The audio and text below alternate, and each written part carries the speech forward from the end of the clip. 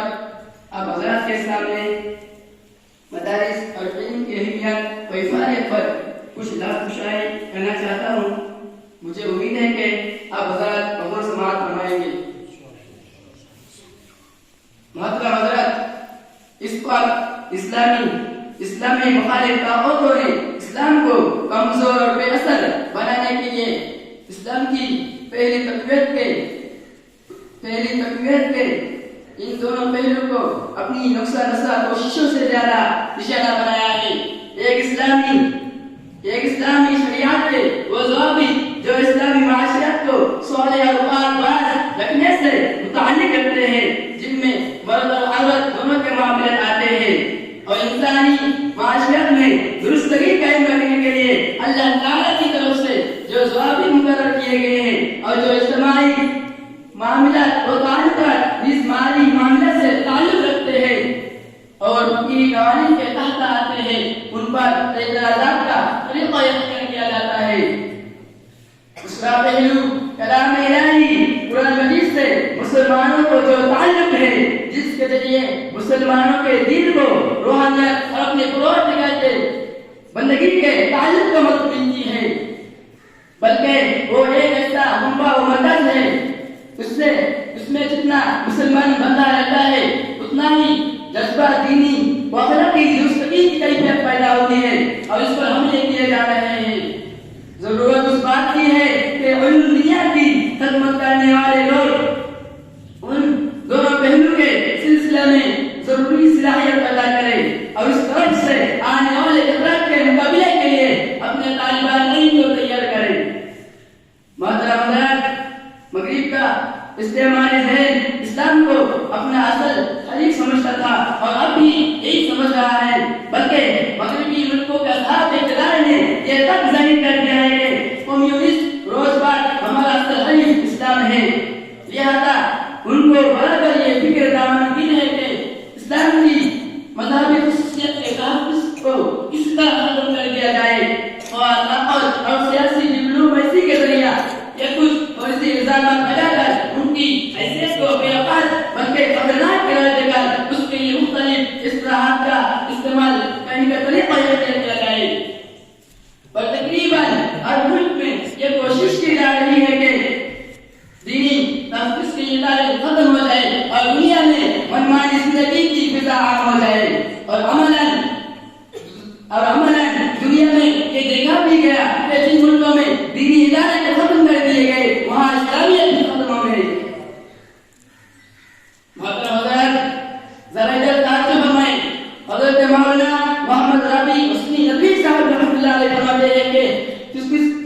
Turkestan میں میں نے خوب دیکھا جہاں کے سب قوم کے مسلمان، جہاں کے سب قوم کے علماء کی طاقت اور کام ایسا زبردست رہ چکا ہے کہ دنیا کے مختلف حصوں میں ان کی تصنیف کردہ کتابیں اس وقت بھی پڑھائی جا رہی ہیں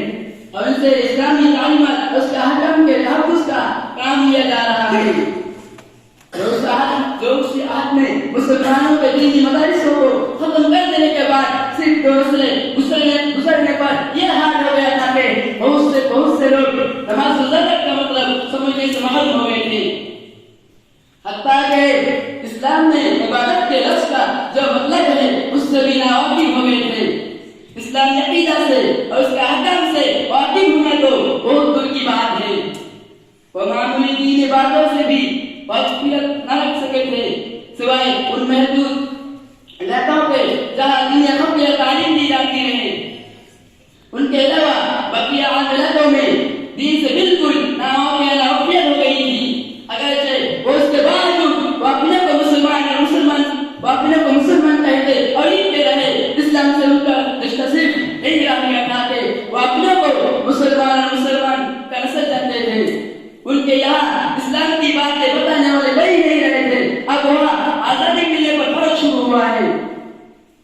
سامعین، یہ آدمی کی فطرت ہے، جو سنتا ہے اور دیکھتا ہے اس کو اختیار کرتا ہے، اور جس بات سے ناواقف ہے وہ اس سے معلوم کرتا ہے. ضرورت ہے کہ اس مدارس کے اہمیت کو سمجھا جائے اور اس کو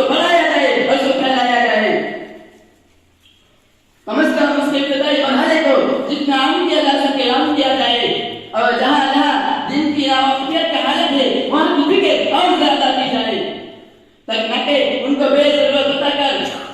ان کے معاملے میں مخالفہ نروشن کی اختیار کیا جائے. اور ہماری مذہبی علوم کی درسگاہ ہے ہماری ملت اور زندوں کو اسلام کی ان تعلیمات سے بہتر کرتی ہے جن سے اس امت مسلمہ کی مسلمہ ہونے کی صفت برقرار رہے. اس لیے کہ اسلامی تعلیمات کے لحاظ سے اس دنیا کے ساتھ توحید و رسالت اور آخرت کا عقیدہ قطعی اور لازمی ہے. اس پر یقین اور اس کے مطابق عمل کیے بغیر ہم اس دین اسلام کے بقا نہیں. محترم حضرات، جدید تعلیم کے لازمی سن سے گزرے ہوئے بعد دانشور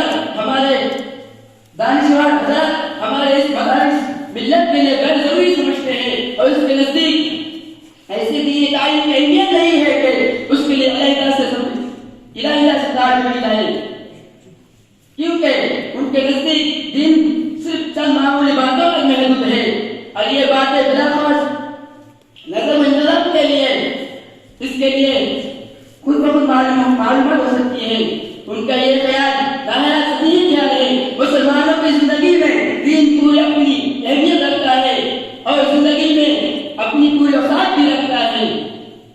اس بات کو وہ حضرات نہیں سمجھتے ہیں جن کی ذہن کی تشکیل مغربی خالص نظام تعلیم میں ہوئی ہے اور مغرب کے لازمی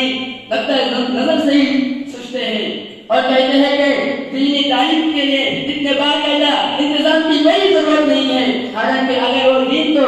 زندگی کے اصل مقام نہ دیتے ہوئے اس کو مسلمانوں کی زندگی کا صرف ایک پہلو ہی مان لیتے تو بھی یہ ماننا پڑے گا. اور جس طرح انسانی زندگی کو میڈیکل کالجوں کی ضرورت ہے تاکہ لوگوں کی زندگی کی صحت کے تحفظ کی اہم ضرورت پوری ہوتی رہے، اور جس طرح کالجوں کی ضرورت ہے کہ زندگی کے ان پہلو کی ضرورت پوری کرنے والے شخص پیدا ہو اور ان کی ضرورت پوری ہو سکے، جس طرح کالجوں کی ضرورت ہے. حکومت وقت کے قوانین سے واقفیت پیدا کرنے والے ماہرین پیدا ہو اور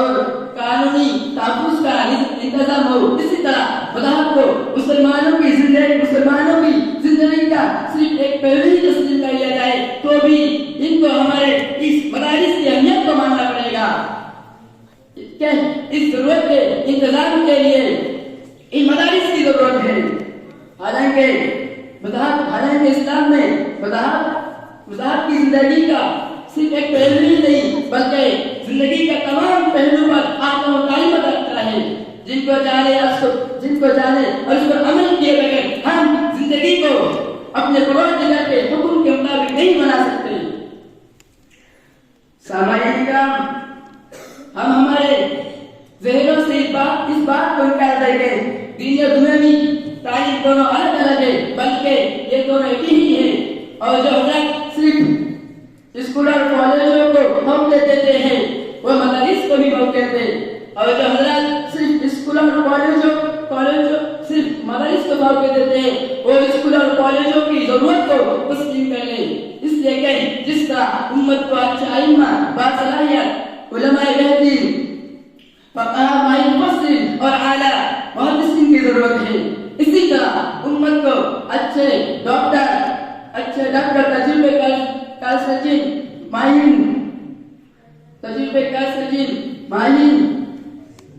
ماہر انجینئر اعلیٰ سائنسداں اور عالمی کلمہ اسلام کا تعریف کرانے والے اچھے عقیدہ حضرت کی بھی ضرورت ہے. محترم حضرات،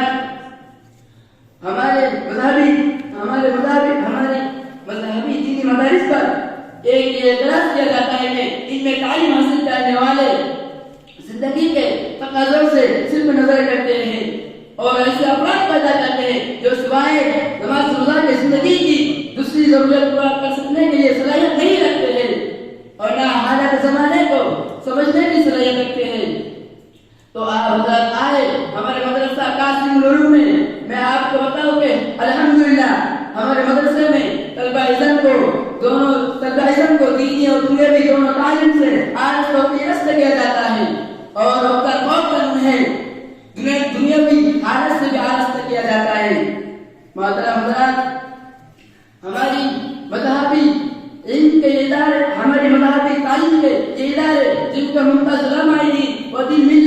صحیح فکر رکھنے والے مسلم دانشوروں نے قائم کیا اور چلا رہے ہیں اور ان سے مذہب اسلام کی حفاظت آئندہ پا رہی ہے. ان کو مسلمانوں کے بدخواہوں کی طرف سے بار بار چیلنج کیا جا رہا ہے. اگر ہم اس چیلنج کے خطرے کو نہیں سمجھ سکیں گے تو ہم بے حد سے مسلمان ختم ہو جائیں گے اور مغربی قوموں کی صفوں میں ایک ذلیل قوم بن کر رہ جائیں گے. ضرورت ہے کہ اس لیے ضرورت ہے کہ ہماری مذہبی علوم کی درسگاہ ہے کہ جو مسلمانوں کی زندگیوں میں دین سے واقفیت پیدا کرنے اور اس سے وابستگی اور اس سے اپنی وابستگی قائم رکھنے کے لیے پاور ہاؤس کی حیثیت سے کام کر رہی ہے اہمیت کی نظر سے دیکھا جائے اور اس کی حفاظت کی جائے اور ان کو فروغ دیا جائے. آخر میں دعا کرتا ہوں کہ اللہ تعالیٰ ہم سب کو علم سے محبت کرنے والا بنائے اور ہمارے نسلوں میں اس علم کو باقی رکھے. یا رب العالمین وآخر دعوانا الحمد للہ رب العالمین. السلام علیکم.